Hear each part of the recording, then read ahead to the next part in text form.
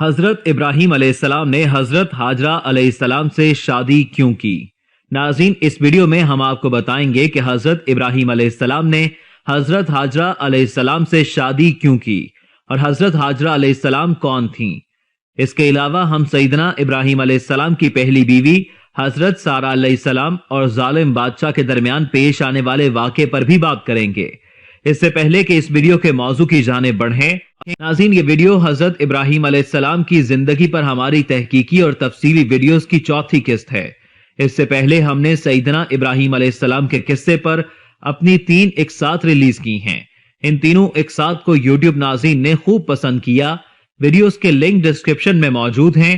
جو ویڈیو اس وقت آپ دیکھ رہے ہیں، اس میں ہم آپ کو بتائیں گے کہ پہلی بیوی حضرت سارہ علیہ السلام کے ہوتے ہوئے سیدنا ابراہیم علیہ السلام نے حضرت ہاجرہ علیہ السلام سے شادی کیوں کی۔ ناظرین، سیدنا ابراہیم علیہ السلام کی حیات مبارکہ پر ہمارے سلسلے کی پہلی 3 اقساط میں جن حالات و واقعات کا ذکر کیا گیا ہے، ان میں آپ علیہ السلام کا ابتدائی تعارف، خاندان کا تعارف اور آپ کی قوم کا تعارف شامل ہے۔ اس کے علاوہ نمرود کے خواب کا واقعہ، سیدنا ابراہیم علیہ السلام کا بت بیچنے اور پھر بت توڑنے کا واقعہ، آتش نمرود کا واقعہ، سیدنا ابراہیم کا نمرود سے مناظرہ اور بابل سے ہجرت کا واقعہ شامل ہے۔ حضرت ابراہیم علیہ السلام کے حیات مبارکہ کے یہ سبق آموز واقعات نصیحت اور اصلاح کا درس دیتے ہیں۔ اصلاح اور نصیحت کے اس پیغام کو عام کرنے کے لیے ہم انبیاء اللہ کے حیات مبارکہ کے حالات و واقعات کو سلسلہ وار اقساط کی صورت میں پیش کرتے ہیں۔ اس سلسلے کی دیگر ویڈیوز کو دیکھنے کے لیے ڈسکرپشن میں دیے گئے لنکس پر کلک کریں یا پھر ہمارے یوٹیوب چینل کو وزٹ کریں۔ ناظرین، ہم نے اپنی تیسری قسط کا اختتام سیدنا ابراہیم علیہ السلام کی بابل سے ہجرت پر کیا تھا، تو اپنے موضوع کی جانب بڑھنے کے لیے ہم اس ویڈیو کو سیدنا ابراہیم علیہ السلام کی ہجرت سے ہی شروع کریں گے اور آپ کو بتائیں گے کہ حضرت ابراہیم علیہ السلام کی حضرت ہاجرہ سے ملاقات کس طرح ہوئی اور پھر شادی کب اور کیوں ہوئی۔ جب حضرت ابراہیم علیہ السلام اللہ تعالیٰ کی مدد سے آتش نمرود میں محفوظ رہے اور بعد میں نمرود سے مناظرے میں بھی کامیاب ہوئے، تو یہ نشانیاں دیکھ کر بھی آپ علیہ السلام کی قوم اپنی سرکشی اور نافرمانی پر قائم رہی۔ جب سیدنا ابراہیم علیہ السلام نے دیکھا کہ ان کی قوم بت پرستی اور ہٹ دھرمی پر بضد ہے، تو اللہ کے حکم سے بابل سے ہجرت کا ارادہ فرما لیا۔ اس ہجرت کا ذکر قرآن کریم میں بھی آیا ہے۔ اللہ سبحانہ تعالیٰ کا فرمان ہے کہ بس ان پر لوط ایمان لائے اور ابراہیم کہنے لگے کہ میں اپنے پروردگار کی طرف ہجرت کرنے والا ہوں، بے شک وہ غالب حکمت والا ہے۔ جس وقت حضرت ابراہیم علیہ السلام نے اپنے آبائی شہر سے ہجرت کی، اس وقت آپ علیہ السلام کے ساتھ بھائی ناہور، بھتیجے حضرت لوط علیہ السلام اور حضرت سارہ علیہ السلام تھیں، جو آپ علیہ السلام کی پہلی بیوی ہیں۔ اس وقت آپ علیہ السلام کے ہاں کوئی اولاد نہیں تھی۔ روایت میں ہے کہ حضرت سارہ علیہ السلام سیدنا ابراہیم علیہ السلام کے چچا کی بیٹی تھی، جو بعد میں حضرت اسحاق علیہ السلام کی والدہ بنی۔ مفسرین کرام نے لکھا ہے کہ حضرت سارہ علیہ السلام نہایت ہی پاک دامن، نیک، خوبصورت اور حسن باکمال کی مالکہ تھی۔ بابل سے ہجرت کے وقت حضرت سارہ علیہ السلام کے ساتھ ایک واقعہ پیش آیا جس کا ذکر حدیث شریف میں آیا ہے، اور یہی واقعہ حضرت ابراہیم علیہ السلام کی حضرت ہاجرہ علیہ السلام سے شادی کا سبب بھی بنا۔ حضرت ابو ہریرہ رضی اللہ عنہ سے روایت ہے کہ ہمارے پیارے آقا نبی کریم صلی اللہ علیہ وسلم نے فرمایا کہ سیدنا ابراہیم علیہ السلام نے جب بابل سے ہجرت کی تو اس دوران سیدہ سارہ علیہ السلام بھی ان کے ساتھ تھیں۔ سفر کے دوران آپ علیہ السلام کے قافلے کا گزر ایک ایسی آبادی سے ہوا جس کا بادشاہ گمراہ اور نہایت ہی ظالم تھا۔ اہل علم کا کہنا ہے یہ بستی مصر کی تھی اور اس دور میں مصر پر فرعونوں کی حکومت تھی، لیکن اس بات پر اہل علم میں اختلاف ہے، اس لیے اللہ عز و جل اور اس کے نبی حضور صلی اللہ علیہ وسلم ہی بہتر جانتے ہیں کہ وہ بستی کون سی تھی۔ ناظرین، جب ظالم حکمران کی بستی سے سیدنا ابراہیم علیہ السلام کا قافلہ گزر رہا تھا، تو بادشاہ کو اپنے علاقے میں موجود اس قافلے کا علم ہوا اور اسے یہ بھی بتایا گیا کہ قافلے میں خوبصورت خاتون شامل ہیں۔ بادشاہ عورتوں کی بہت خواہش رکھتا تھا اور بہت جلد اس طرف مائل ہو جاتا تھا، تو یہ خبر سننے کے بعد اس نے فوراً اپنے سپاہیوں کو حضرت ابراہیم علیہ السلام کے پاس بھیجا۔ جب سپاہی قافلے والوں کو دربار میں لے آئے تو بادشاہ نے حضرت ابراہیم علیہ السلام سے پوچھا کہ تمہارے ساتھ یہ عورت کون ہے؟ اس پر آپ علیہ السلام نے کہا کہ یہ میری دینی بہن ہے۔ بظاہر حضرت ابراہیم علیہ السلام نے بادشاہ کے سامنے جھوٹ بولا، لیکن اس میں بھی حکمت تھی۔ سیدنا ابراہیم علیہ السلام کا یہ جواب سن کر وہ ملعون بولا کہ اپنی بہن کو مجھے دے دو، تو انہوں نے کہا وہ اپنی مرضی کی مالک ہے۔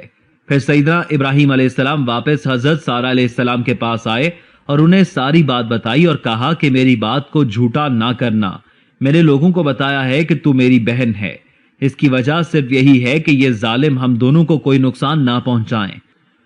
جب حضرت سارہ علیہ السلام بادشاہ کے دربار میں پہنچی تو انہوں نے اللہ تعالیٰ سے دعا کی کہ اے اللہ، اگر میں تجھ پر اور تیرے رسول پر ایمان لائی ہوں اور میں نے اپنے آپ کی بجز اپنے شوہر کے ہمیشہ حفاظت کی ہے تو مجھ پر اس کافر کو مسلط نہ کر۔ حضرت سارہ کی یہ دعا اللہ تعالیٰ نے قبول کی اور انہیں بادشاہ کے شر سے محفوظ رکھا۔ جب ملعون بادشاہ کے سامنے حضرت سارہ علیہ السلام کو زبردستی تیار کر کے پیش کیا گیا تو اس نے بے ادبی کا ارادہ کیا اور جیسے ہی آپ علیہ السلام کی جانب بڑھنے لگا تو اللہ عز و جل کے حکم سے زمین میں دھنس گیا۔ اس وقت حضرت سارہ علیہ السلام نے اس سے کہا کہ اے میرے مردود، میرا شوہر اللہ تعالیٰ کا دوست ہے اور اللہ عز و جل کا یہ ہرگز منظور نہیں کہ وہ مجھے تجھ جیسے شیطان کے ہاتھوں رسوا کرے۔ اپنے آپ کو بے بس اور کمزور دیکھ کر بادشاہ نے رونا شروع کر دیا اور معافی کی درخواست کی اور کہا کہ اگر اس کی سزا ختم ہو جائے تو وہ اپنا ارادہ ترک کر دے گا۔ جب اللہ عز و جل نے اس کی سزا ختم کی تو بدبخت ایک بار پھر غلط ارادے سے آگے بڑھا اور اندھا ہو گیا۔ اللہ عز و جل نے اس کی آنکھوں کی بینائی چھین لی تو وہ ایک بار پھر رونے لگا۔ اس نے حضرت سارہ علیہ السلام سے کہا کہ بی بی میرے حال پر رحم کرو اور میری مغفرت کی دعا کرو، مجھ سے غلطی ہو گئی کہ میں نے عہد توڑا۔ جب اسے دوسری بار بھی معافی مل گئی تو اس نے ایک بار پھر عہد شکنی کی۔ تیسری مرتبہ وعدہ خلافی کرنے پر اس کا جسم شل ہو گیا اور اس میں ہلنے کی ہمت تک نہ رہی اور وہ ایک جگہ پر جم گیا۔ اپنے آپ کو بے بس دیکھ کر بادشاہ نے کہا کہ اب میں سچے دل سے توبہ کرتا ہوں، مجھے چھوڑ دو۔ تو حضرت سارہ علیہ السلام نے کہا کہ اے ظالم، یہ میری دعا نہیں بلکہ میرے شوہر کی دعا ہے، اب تیری قسمت کا فیصلہ وہی کریں گے کہ تجھے معاف کریں یا نہ کریں۔ اس پر سیدنا ابراہیم علیہ السلام کو اندر بلایا گیا تو آپ علیہ السلام نے پیغمبرانہ شفقت سے کام لیا اور اس شخص کے حال پر رحم کھاتے ہوئے اس کی تندرستی کی دعا کی۔ اللہ کے حکم سے جب بادشاہ دوبارہ ٹھیک ہو گیا تو اس نے اپنے کیے پر معافی مانگی اور بطور نذرانہ اپنی بیٹی حضرت سارہ علیہ السلام کی خدمت میں پیش کی۔ بعض روایات میں ہے کہ بادشاہ نے اپنی لونڈی بطور نذرانہ پیش کی تھی، لیکن اہل علم کے نزدیک زیادہ مستند روایت یہ ہے کہ بادشاہ نے اپنی بیٹی کو حضرت سارہ علیہ السلام کی خدمت میں دیا تھا۔